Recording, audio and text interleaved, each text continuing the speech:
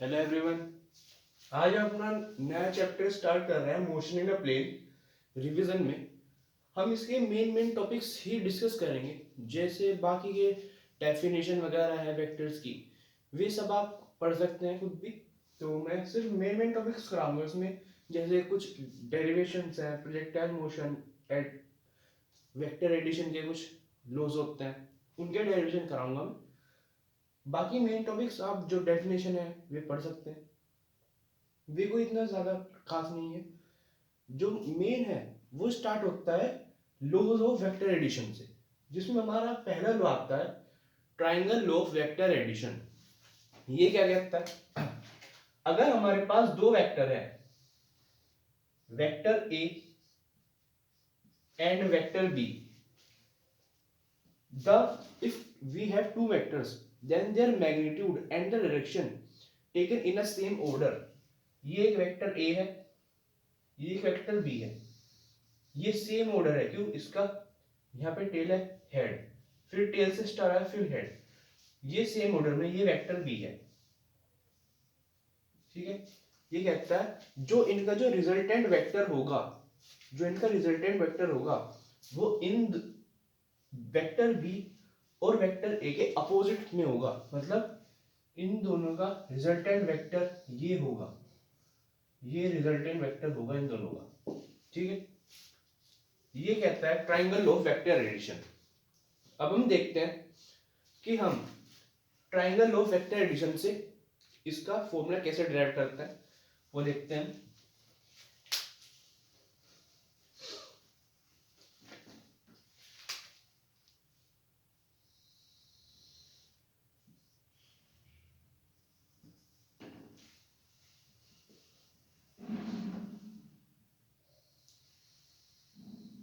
हमारे पास है वेक्टर ए, ये है वेक्टर बी। ठीक है, ये इनका है रिजल्टेंट वेक्टर।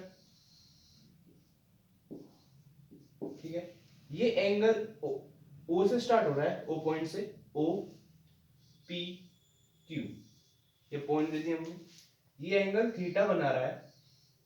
ठीक है, हमने क्या करा, क्यू से एक परपेंडिकुलर घेरा।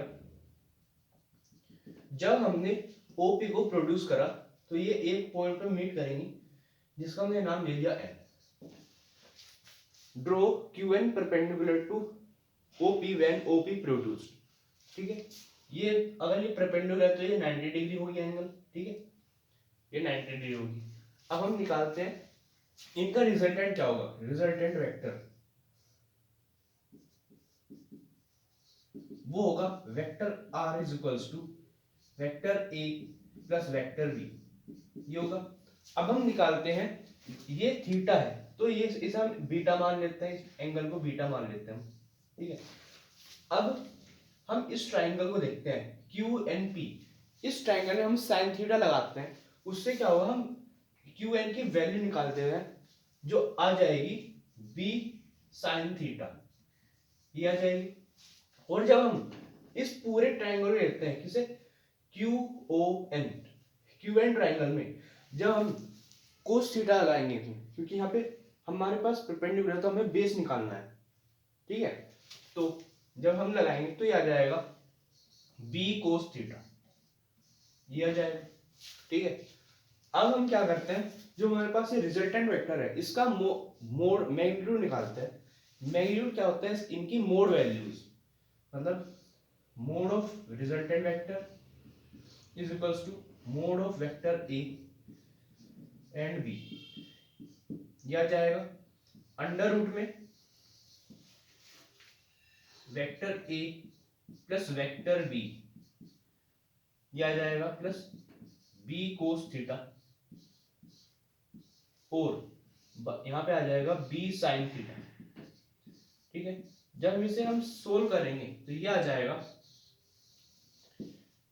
Vector A plus vector B, मतलब एक फॉर्मूला बन जाएगा vector B plus A B cos theta, ये इनका रिजल्टेंट वेक्टर होगा।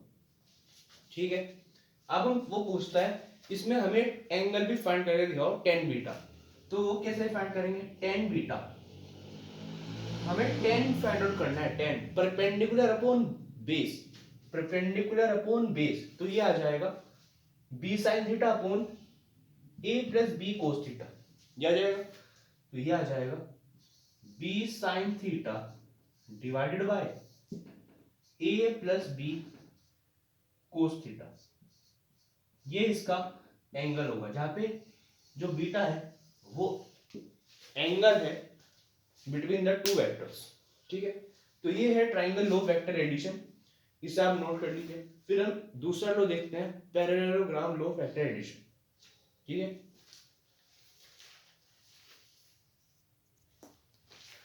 तो हमारा अगला टॉपिक आता है parallelogram law vector addition.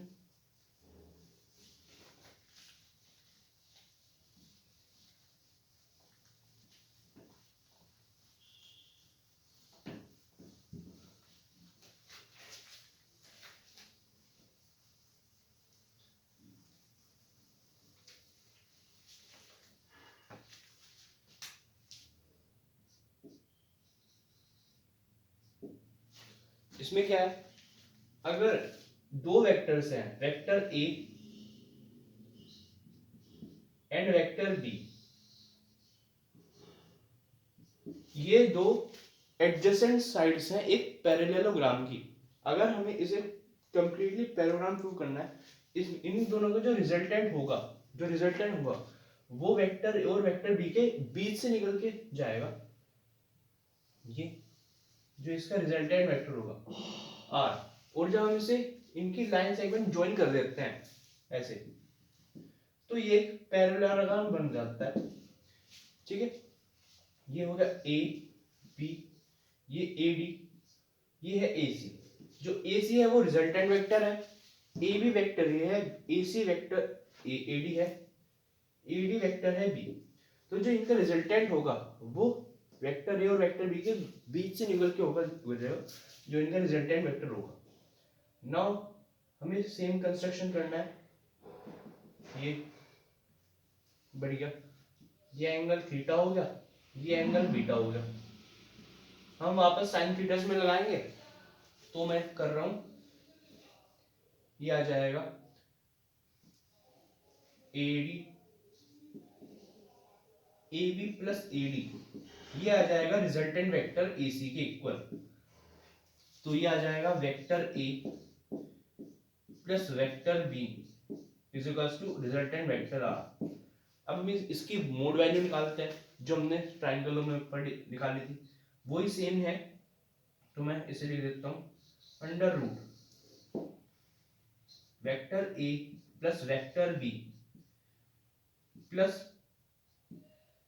B cos theta का स्क्वायर होल स्क्वायर प्लस यह आ जाएगा मल्टीप्लाई बी साइन थीटा का होल स्क्वायर, इसे सोल्व करेंगे, ये आ जाएगा vector A plus vector B plus 2ab cos theta, ये इसका रिजल्टेंट आ गया, तो ये इसका रिजल्टेंट आ गया इन दोनों के बीच का वेक्टर का।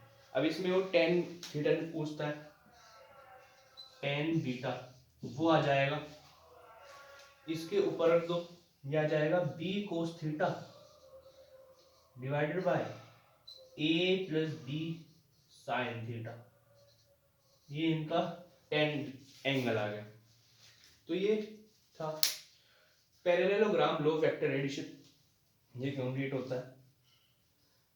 इसमें और एडिशन आता है जो है पॉलीगॉन रो वेक्टर एडिशन, उसमें क्या होता है, एक से दो या दो से ज्यादा वेक्टर्स होते हैं, जैसे ये एक वेक्टर ए है, ये ऐसे वेक्टर भी हो गया, इनका रिजल्टेंट भी हो गया, फिर एक वेक्टर यहां से हमने स्टार्ट कर दिया, फिर इसे ज्वाइन कर दिया, ऐसे एक पूरा पेंटागन पॉलीगॉन शेप बन जाता है, जब ऐसे ज्वाइन करते रहेंगे हम, इनके रिजल्टेंट आते रहेंगे, तो ये सबको ऐड कर देंगे और इस फॉर्मूले में रख देंगे, तो हमारा पॉलीगॉन लो वेक्टर एडिशन का रिजल्टेंट आ जाएगा। ये थे फिर हम अपना अगला टॉपिक डिस्कस करते हैं, आप इसे नोट कर लीजिए। हमारा अगला टॉपिक आता है स्केलर प्रोडक्ट और डॉट प्रोडक्ट। डॉट प्रोडक्ट और स्केलर प्रोडक्ट, ये क्या होता है? इट इज डिफाइंड एज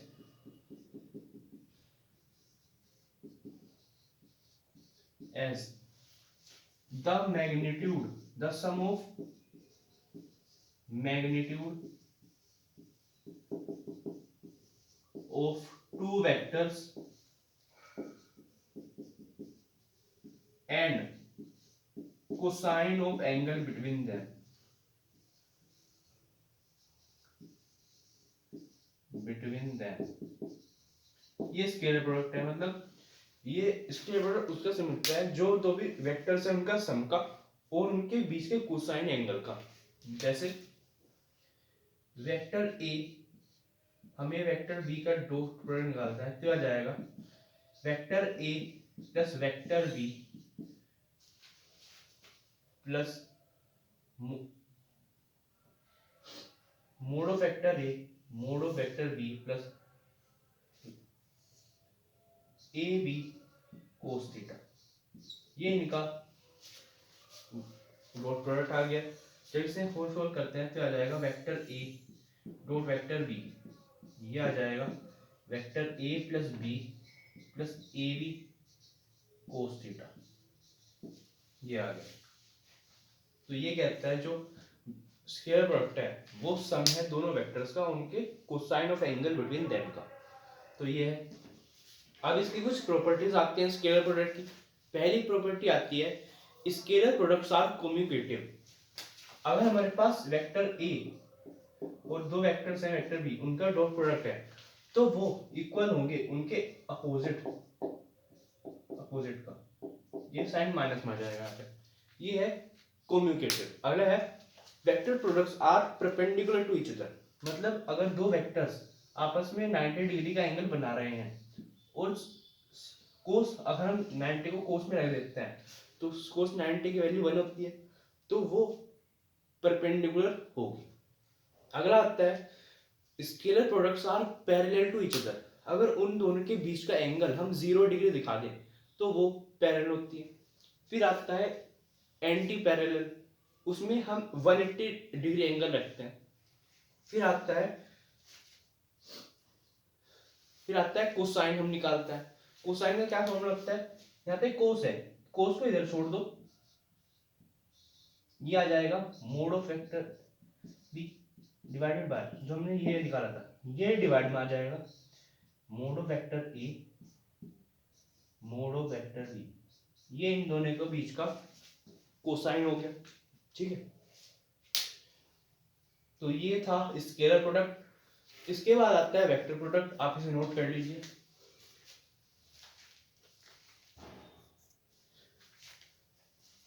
अगला आता है वेक्टर प्रोडक्ट, ये क्या होता है? It is defined as the sum of, it is defined as the multiplication of two vectors and the sine of angle between them. इसमें साइन वर्ड आता है, जैसे हमने एक वेक्टर दो वेक्टर का एक क्रॉस बी निकालना है, तो वो कहता है multiplication of vector A and vector B और उनके sine of angle between them का, और जो वो वेक्टर है वो परपेंडिकुलर होना चाहिए उस प्लेन के जो हम एन कैप से डिनोट करते हैं। तो ये है इनका dot product, vector A cross vector B is equals to A B sine theta N cap.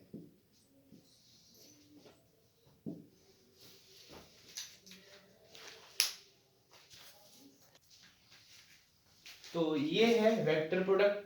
जैसे हमारे पास ये दो एक प्लेन है, एक ये परपेंडिकुलर प्लेन, तो इनका जो वेक्टर प्रोडक्ट होगा वो किसके अकॉर्डिंग चलेगा? राइट हैंड रूल के। जो राइट हैंड रूल होता है ना उसके अकॉर्डिंग चलेगा। ये इसके बीच का एंगल थीटा है और ये बताएगा किस डायरेक्शन में है, ये है एन कैप। ठीक, तो ये कंप्लीट होता है। फिर हम अपना मेन टॉपिक डिस्कस करते हैं जो इम्पोर्टेंट है, प्रोजेक्टाइल मोशन।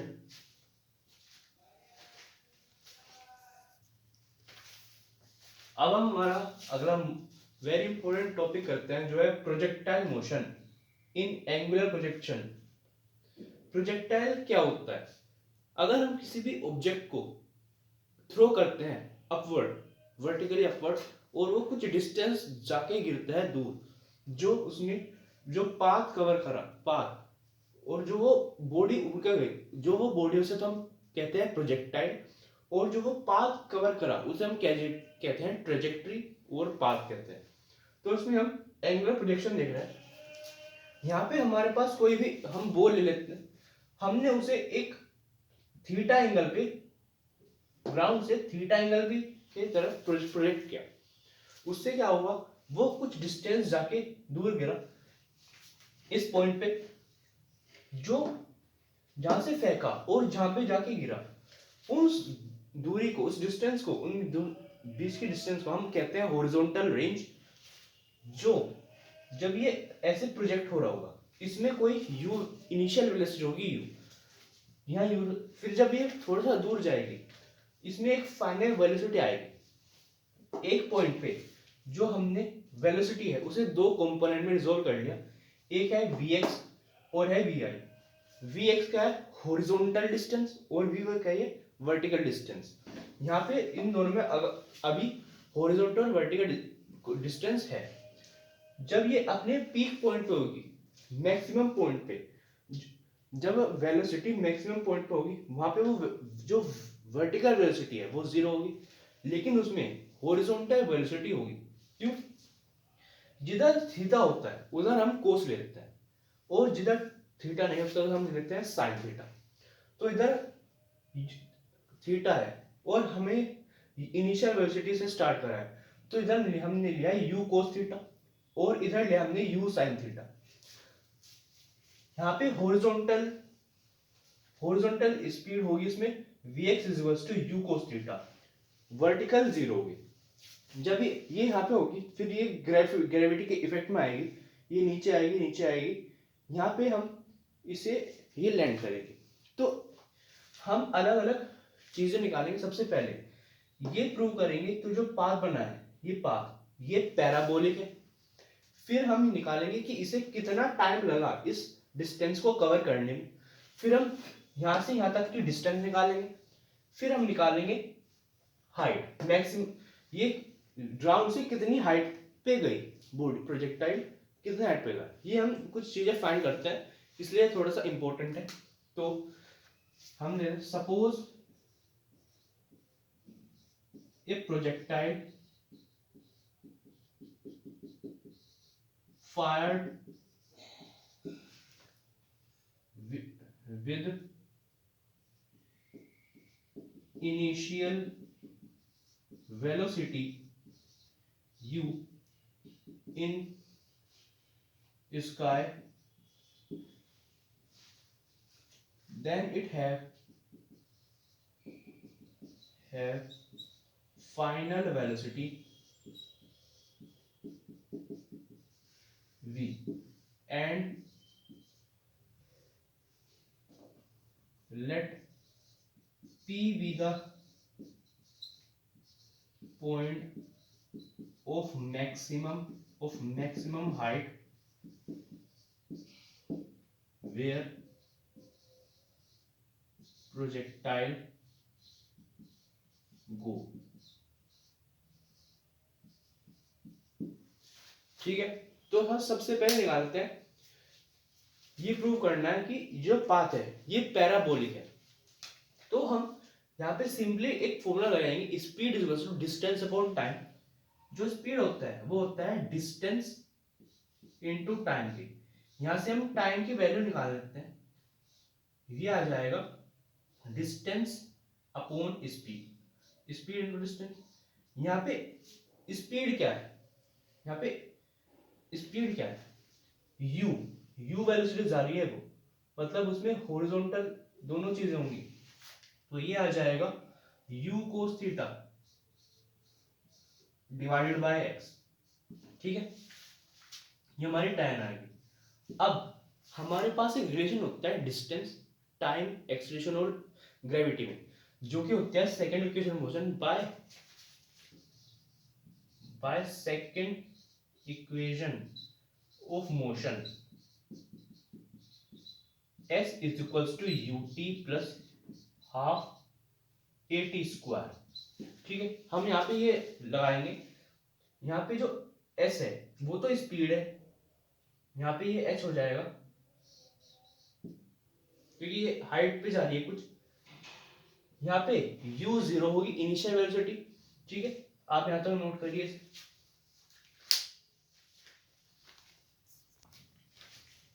तो हम सेकेंड इक्वेशन में मोशन लगाएंगे s is equal to ut plus half at square. यहाँ पे s है y हो, क्यों, ये वर्टिकली अपवर्ड जा रही है, तो जो s है वो तो y के इक्वल होगा, जो u है वो है ux हॉरिजॉन्टल वेलोसिटी, जो कि है u cos थीटा, नहीं u sin theta, sorry u sin theta. यहाँ पे जो एक्सेलरेशन है वो ग्रेविटी के अगेंस्ट जा रहा है, मतलब ये माइनस जी के इक्वल होगा, माइनस जी। तो ये सारी हम वैल्यूज में रख देते हैं, यह जाएगा y is equals to u क्या है साइन थीटा। अब हमने जो ये टाइम निकाला था, हम यहाँ पे टाइम की जगह पुट कर देते हैं into x upon u cos theta, ये आ गया।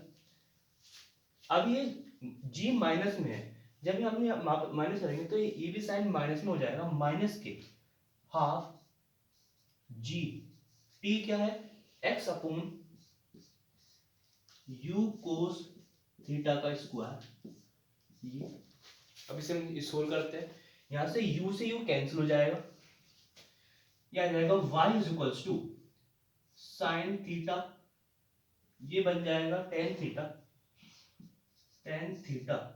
x माइनस के half g x square upon u square cos square theta, ये आ गया।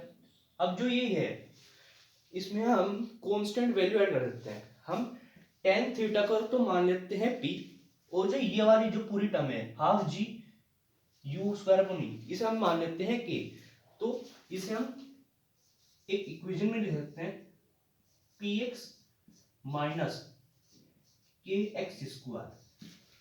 हमने हाफ जी एक्स को और इसे k मान लिया और जो टेन थीटा से p मान लिया, तो हमारे पास एक क्वाड्रेटिक इक्वेशन बन गई। और जब हमारे पास क्वाड्रेटिक इक्वेशन आ गई और क्वाड्रेटिक इक्वेशन की जो ग्राफ होती है वो पैराबोलिक होती है, तो हमने ये प्रूव कर दिया जो पाथ है प्रोजेक्टाइल वो पैराबोलिक है। So path of projectile is parabolic, ये हमने यहाँ पे प्रूव कर दिया, आप इसे नोट कर लीजिए। फिर हम निकालते हैं टाइम ऑफ फ्लाइट।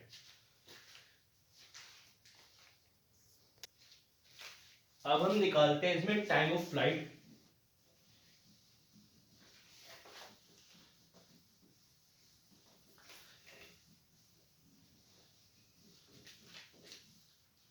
तो टाइम ऑफ फ्लाइट आ जाएगा, टाइम ऑफ फ्लाइट क्या होता है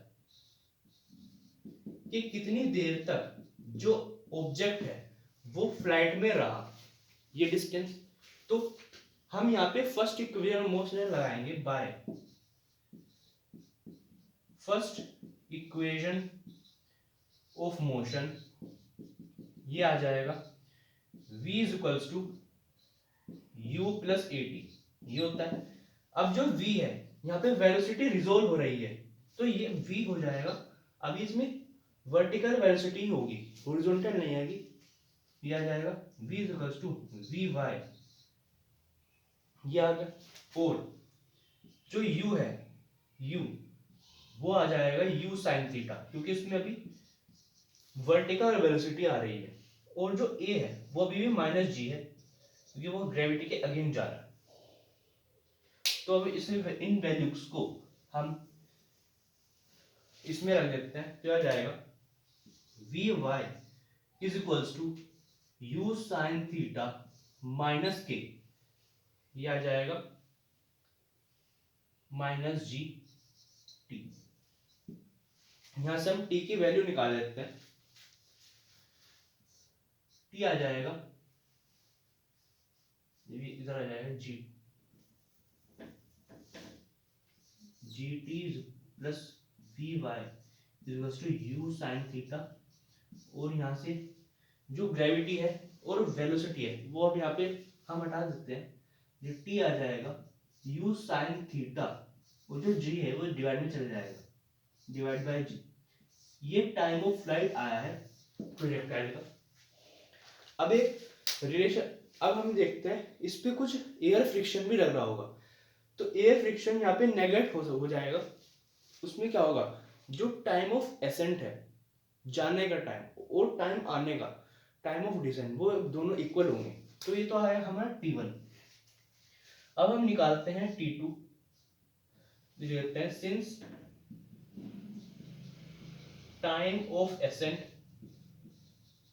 is equals to time of descent, ये आ जाएगा मतलब T1 जो है T2 के इक्वल है। तो T2 भी यही होगा u sin theta divide by g. अब हमें टोटल टाइम निकालना है, तो हम क्या करते हैं दोनों टाइम को ऐड कर देते हैं T1 प्लस T2। क्या आ जाएगा T is equals to u sin theta plus की u sin theta divided by g, तो कॉमन रहेगा दोनों के लिए। तो ये आ जाएगा T is equals to 2u sin theta divided by g. ये है time of flight of the projectile जो इसने कवर कर, आप इसे नोट कर लीजिए।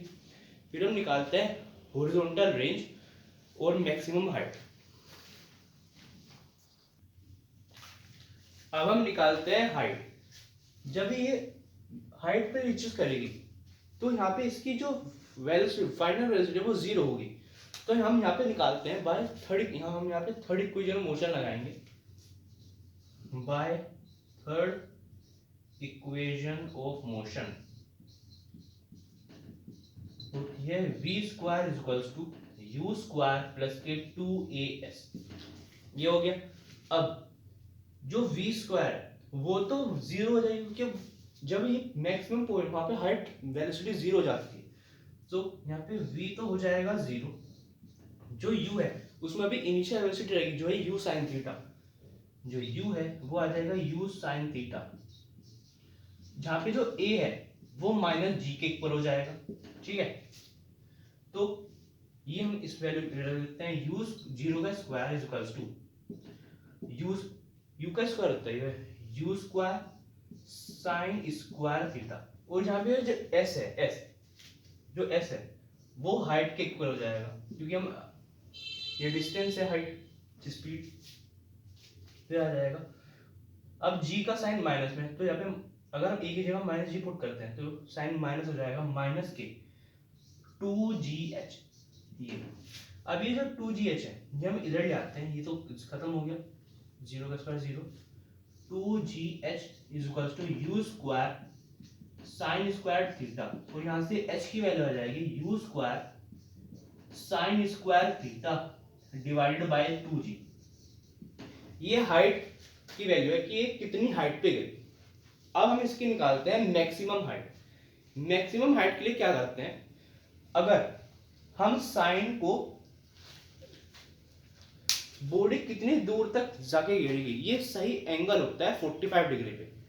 अब यहाँ पे साइन अगर हम 30 डिग्री 90 डिग्री पुट करते हैं तो साइन 90 जीरो हो जाएगा और ये खत्म हो जाएगा, साइन 90 वन हो जाएगा और ये पूरा वन हो जाएगा।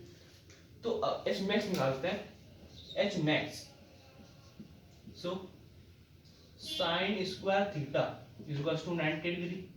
तो थीटा जब 90 डिग्री होगा तो इसमें हम रख देते हैं h max is equals to u square sine square 90 degree upon 2g, ये हट जाएगा, एच मैक्स आ जाएगा यू स्क्वायर अपॉन 2g।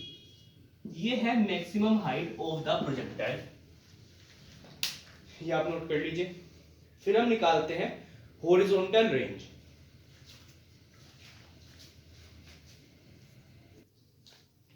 अब हम निकालते हैं रेंज। रेंज कैसे आएगी? रेंज होती है horizontal distance multiply by time of flight. Horizontal distance multiply by time of flight. ये तो आर निकालने में आ जाएगा, यूएक्स होता है इनटू टाइम। यूएक्स की वैल्यू क्या है? You cos theta. तो आर आ जाएगा you cos theta into time of flight का हमने वैल्यू निकाल दी, यह आ जाएगा यू स्क्वायर अपॉन यू क्या जाएगा 2u sine theta divided by g. ये है टाइम। अब हम क्या करते हैं, यू स्क्वायर ही आ जाएगा, u square into u square और ये आ जाएगा 2 cos theta sine theta divided by g. अब हमारे पास एक आइडेंटिटी होती है 2 कोस साइन थीटा की, ये होती है साइन 2 थीटा के इक्वल। तो ये आ जाएगा r is equals to u square sine 2 theta divided by g. ये रेंज का फॉर्मूला है। अब हम निकालते हैं मैक्सिमम रेंज। मैक्सिमम रेंज किसी बॉडी का हम कैसे निकालेंगे? अगर उस एंगल थीटा 45 डिग्री होता है तो बहुत ज्यादा रेंज मिलती है हमें, ये एक्यूरेट वैल्यू होती है।